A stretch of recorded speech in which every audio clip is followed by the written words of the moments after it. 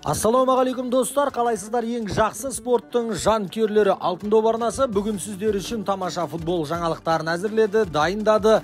Ал енді дәстүрден жаңылмай бірден бүгінгі көретін жаңалықтарыңыздың аңдатпасын айта кетейік. Наполи клубы өздерінің топ ойыншыларынан осы жазда айырылып қалайын деп жатыр. Арсеналдың бас бапкері Артета Арсеналдың басшыларына өкпелі.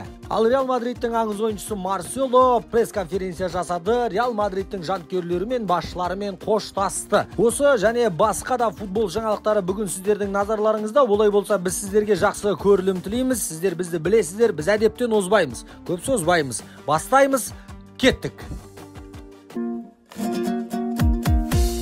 Рома клубын Фридкин атты америкалық бизнесмен сатып алғалы бері Романың ойыны жақсарып келе жатыр. Және де трансферлік терезелерде сауатты трансферлер жасап жатқан жайы бар. Осы жаңа басшылар Ромаға Жозе Мауриньоның өзін алып келуге де шамалары жетті. Жозе Мауриньоға уәде берді жақсы трансферлер жасап беруге. Рома клубы Дибалаға да, Гарет Бейлға да, керек десеңіздер Криштиану Роналдуға да ұсыныс жасап көрген. Бұлардан енді не шығатыны әзірге белгісіз. Бірақ та Неманья Матич Ромаға келді. Қазір медициналық тексерістен өтіп жатыр. Сіз бен біз осы видеоны көріп жатқанда Неманья Матич пен Рома келісім шартқа қол қойып қоюда әбден мүмкін. Және де Матич пен бірге Рубен Невешті да қатарларына қосқысы келеді. Қазір Рубен Невешқа жалпы топ клубтар қызығып жатыр. Оның ішінде Барселонада бар, Баварияда бар. Бұл Рубен Невешті қосып Неманья Матичті қосып және де бір жақсы шабуылшы алатын болса, Рома келесі жылы бәсекелестікке лайық клубтардың бірі болады. Арсенал клубында да жаңалықтар бар, бірақ жағымды жаңалықтар емес. Арсенал клубынан шабуылшысы Александр Ляказет кеткен болатын. Әрине, Александр АПЛ-дың мықты ойыншыларының, мықты топ шабуылшылардың қатарында емес, бірақ та тұрақты ойыны бар еді. Өзіне берілген тапсырманы тиянақты орындай алатын шабуылшылардың бірі.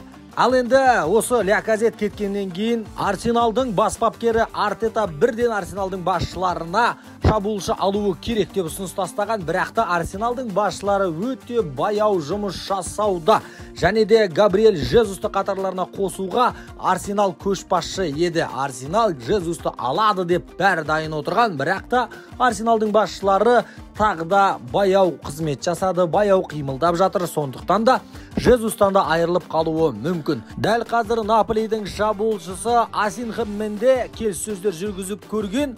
Асинхемге Арсенал 60 миллион евро ұсынған, бірақ та Наполи бұл ақшаны қанағат тұтпаған, аз деп санаған, келісім шарттан бас тартқан. Ал енді Арсенал басқаша шартпен Наполиға тағы да ұсыныс жасайды деп күтілуде.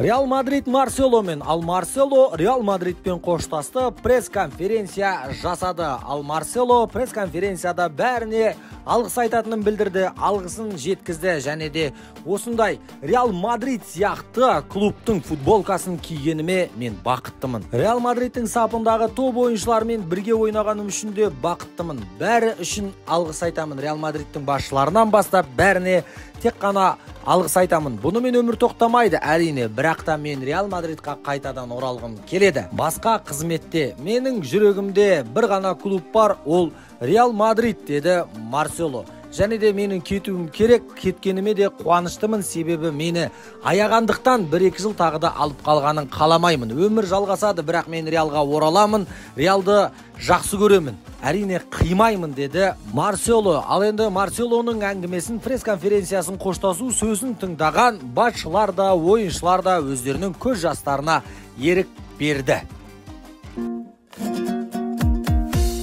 Наполи клубында да жаңалықтар бар, бірақ та Наполи клубының жанкүйерлері үшін де жақсы жаңалықтар емес. Наполидің топ ойыншылары осы жазда жан-жаққа тарап кетуі әбден мүмкін. Оның біріншісі Виктор Осимхен деген мықты шабуылшы, талантты жас шабуылшы. Бұл шабуылшыға АПЛ-дың топ клубтары қызығып жатыр. Олардың бірі Челси, екіншісі Манчестер Юнайтед, үшіншісі Арсенал. Ал Калиду Кулибалиді Барселона клубы өздерінің қатарларына қосуға әзір екенін айтып жатыр, және де Кулибалидің келісім шарты Наполимен келесі жылы жазда бітетін болады. Осы жылы қалайда сатып қалу керек деп отыр Кулибали, себебі Наполимен келісім шартты созбаймын деген хабарды жеткізген.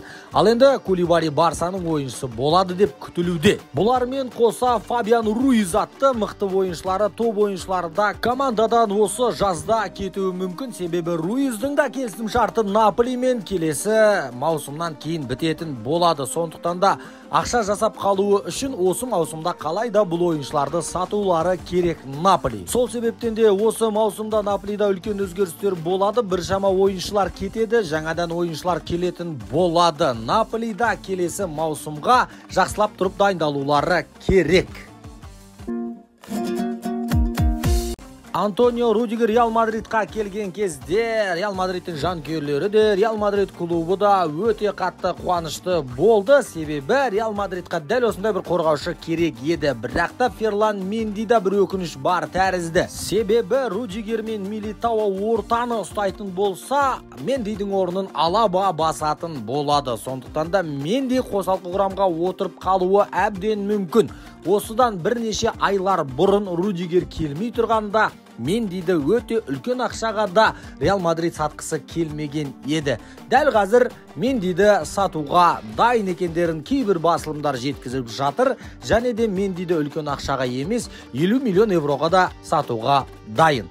Ал енді Мендиға қызығып отырған АПЛ-дан екі топ клуб бар. Олардың бірі Челси клубы. Челси клубы алғысы келеді, екіншісі Манчестер Юнайтед. Манчестер Юнайтедта Мендиді өздерінің командасында көргісі келеді, себебі Люк Шоуға Эрик Тен Хаг өте қатты сенім артпайтын көрінеді. Реал Мадрид дәл осы жазғы трансферлік терезеде Мендиді сатып жіберуде мүмкін, немесе страховка ретінде керек болып қалады, егер бір қорғаушы жарақат алып қалған жағдайда деп Мендиді Реал Мадридта алып қалуы да әбден мүмкін. Бернардо Силва деген Манчестер Ситидің таланты жартылай қорғаушысына дәл қазір Барселона қызығушылық танытып жатыр, және де Манчестер Сити клубы Барселонаға Бернардо Силваны сатуға дайын екендерін жеткізген екен. Марка басылымының айтуынша Барселонадан Френки де Йонг кеткелі жатыр, бәріміз білеміз. Ал енді ортаға мықты ойыншы керек. Барселонаның қазіргі бас бапкері Хави Эрнандес ортада жартылай қорғаушылардың рөлінде дәл осы Силва мен Педридің жұбын көргісі келетіндігін жеткізген. Ал енді Силваның Манчестер Ситимен келісім шарты 2025 жылға дейін. Сондықтан да Барселонаға Манчестер Ситидің ойыншысы Силва арзанға түспейтіні анық. Оны да жақын арада білетін боламыз. Барселонаның қатарына қосылады ма, қосылмайды ма? Бүгінгі жаңалықтар осындай. Достар, ұнаса лайк басып қойыңыздар. Бүгінгі жаңалықтарға қатысты ой пікірлеріңіз болса, міндетті түрде комментарияға жаза отырыңыздар. Және де арнаға жазылып қойыңыздар, достар. Ал мен ертең сіздерге ұсынатын жаңалықтарды іздеуге кеттім. Достар, білесіздер, біз сіздермен қоштаспаймыз. Бұйыртса ертең кездескенше дейміз.